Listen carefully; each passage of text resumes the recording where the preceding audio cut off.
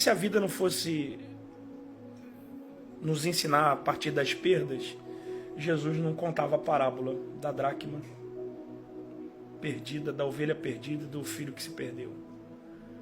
Então, em uma só parábola se conta 3 histórias que só fala de perda. Só que cada perda ali é um nível de aprendizado.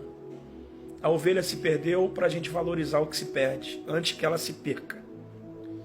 A dracma se perdeu para a gente reorganizar e entender que tem coisa que, por mais que a gente entenda que a gente tenha perdido, ela não caiu longe da gente. Se ela varrer a casa, ela vai encontrar. A gente não precisa colocar uma escada no muro para enxergar no vizinho aquilo que já está na nossa própria casa. O filho se perdeu porque Deus nos ensina a desprender. Porque por mais que você ame, tem coisas que você não controla. Então eu passei por uma perda, que foi a perda do meu filho Lucas, que foi assassinado. Tomou 2 tiros de fuzil.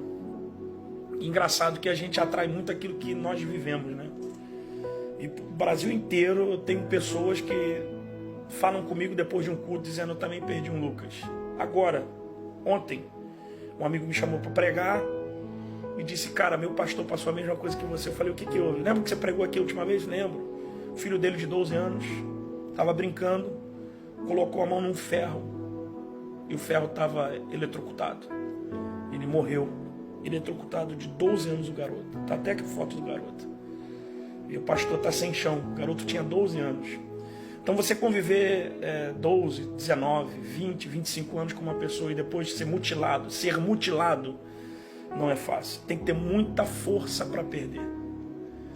E você já me ouviu falar sobre isso, né? Você ter fé para conquistar.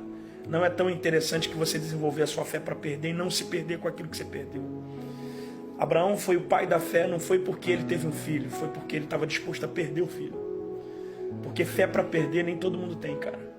Porque na maioria das vezes as pessoas perdem e se perdem com aquilo que se perdeu.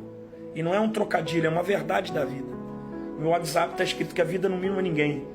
E é verdade. Então, assim, o conselho que eu tenho para dar a você é: ocupa a tua mente. Entenda que até nas perdas Deus tem um propósito.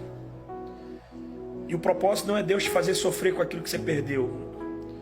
É Deus fazer com que você aprenda que a sua dor não é maior do que o propósito que Ele te deu. Porque quando você se perde com aquilo que você perdeu, você está dizendo para Deus que Ele é insignificante para te sustentar na sua perda. Então Deus não deixa de ser Deus quando você perde, Ele é só Deus quando você ganha. Deus continua sendo o mesmo. Agora depende de você ter fé, força e disponibilidade para se reagrupar. A palavra que a gente usa muito é resiliência. Ou para que você se reinvente a partir da cinza que sobrou. Eu tenho um conselho para te dar. Deus, Ele usa o Espírito Santo para nos consolar, mas Ele usa o tempo para cicatrizar as feridas da gente.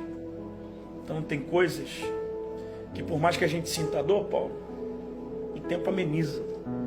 Sinto a mesma saudade do meu filho. Sinto o perfume, sinto o cheiro. Eu tenho guardado a chuteira, os tênis, as blusas que os irmãos começaram a pegar e usam até hoje. Se passado 4 anos, eles usam as roupas do irmão. O telefone está lá, não tive coragem até hoje de ligar, né? É a mesma coisa. É aquela situação dizendo: você podia estar aqui, a gente está vivendo um tempo novo. Você podia estar aqui porque Deus fez isso tudo aqui por causa de você. Então, se meu filho não morresse, provavelmente não tinha projeto, eu não seria pastor. Eu entendo que se Jesus não morresse, nada do que a gente está fazendo aqui tinha sentido. Então, às vezes, a morte não é o final, ela é só o início. Deus abençoe a sua vida.